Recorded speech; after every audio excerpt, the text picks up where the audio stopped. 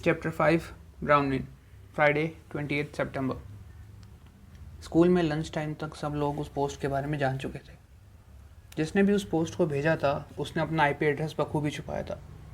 School की उस घटना से अपना ध्यान हटाने के लिए घर आके मेव के साथ मूवी देखने का प्लान किया था मैंने, लेकिन मेरा मन तो ना मूवी में लग रहा था और ना ही बुक्स पढ़ने में।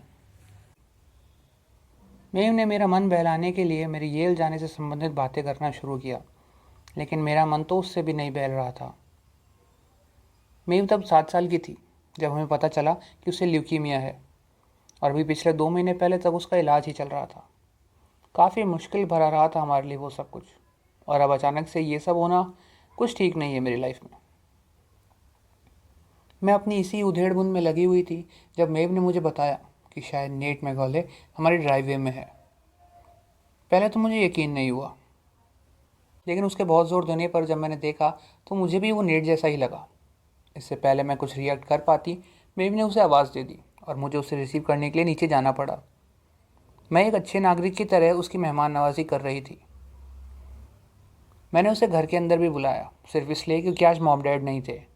मॉम डैड बाहर गए थे, इसलिए वो घर में आ सका, वरना आज उसके यहाँ आने से बहुत बड़ा कांड हो जाता। मैंने उसे मेरी पियानो स्किल्स भी दिखाई, जिसे देखने के बाद उसने मेरी बहुत तारीफ़ करी। एडी 28 सितंबर फ्राइडे।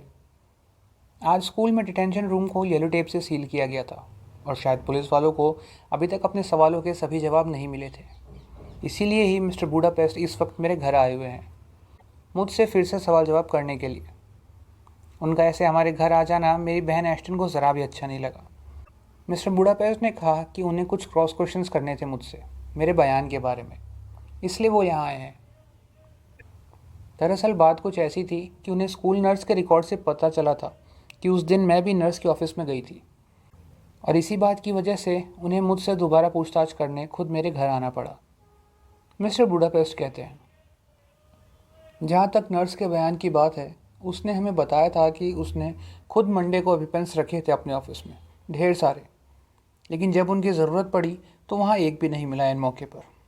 हम यही पता लगाने की कोशिश कर रहे हैं कि आखिर वो सब गायब कैसे हो गए खुद ब खुद।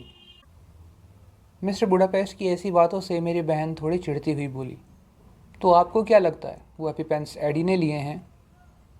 मिस्टर बुडापेस्ट एक मौन मुस्कान देते हुए कहता है, ये तो सब एडी के बयान पर निर्भर करता है। मेरे लिए अब पुलिस को टैकल करना धीरे धीरे एक सरदर्द बनता जा रहा था। मैं पहले तो साफ साफ उनकी इस बात से मुकर गई, लेकिन आखिरकार मैंने जैसे तैसे हेडेक का बहाना बनाते हुए इस बात को दबाया। मैंने कहा कि मेरे को हेडेक हो रहा था और मैं कुछ दवाइयाँ लेने के लिए ही वहाँ गई होंगी, शायद, मुझे ठीक से याद नहीं है। मेरी बातों से कन्विंस होकर मिस्टर बूडापेस्ट तो यहाँ से चले गए, लेकिन अब शक का कीड़ा मेरी बहन के दिमाग में घूमने लगा था। एस्टन ने मिस्टर बूडापेस्ट के जाने के बाद वही सवाल मुझसे दोबारा पूछना चाहा, और मैं जेक के साथ बाहर जाने के लिए लेट हो रही हूँ इतना कहकर ऊपर अपने कमरे में चली गई। लेकिन एस्टन इतनी जल्दी हार मानने वालों में से नहीं है। वो मेरे पीछे पीछे आ गई और फिर से अपना सवाल दोहराने लगी। मैं उसे अवॉइड करने की पूरी कोशिश कर रही थी, लेकिन एस्टन से डील करना इतना भी आसान नहीं है। आखिरी बार वो ये सवाल पूछते हुए जैसे रो ही पड़ी, क्योंकि उसे चिंता होने लगी थी कि कहीं मेरा भी हाल उसके और चार्ली जैसा ना हो जाए। उसने मुझे अपना दुख बताया और मैं भी उसके गम में शरीक हो गई। इतने में जैक मुझे लेने आ गया और मुझे हमारी बात बीच में छोड़कर जाना पड़ा। लेकिन सबसे दुख की बात यह थी कि जैक के साथ उसका बेस्ट फ्रेंड टीचे भी यहाँ था, जो मुझे बिल्कुल भी पसंद नहीं था।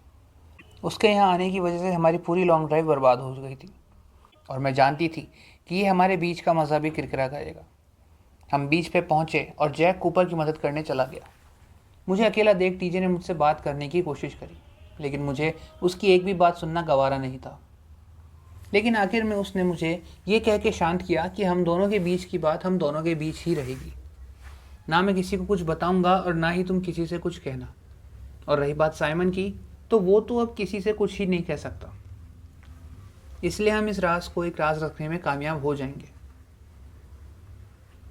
दरअसल बात कुछ ऐसी है कि जब पिछली बार जैक यहाँ नहीं था तब हम कुछ ज़्यादा ही करीब आ गए थे, मैं और टीजे, जिसका अंदाज़ा मुझे थोड़ा देर से लगा। लेकिन अब मैं उस बात को छुपाए रखना चाहती हूँ, और जिस हिसाब से टीचे का रवैया है इन सब के प्रति, मुझे लगता है कि शायद हम इस राज को एक राज रखने में कामयाब हो भी जाएंगे।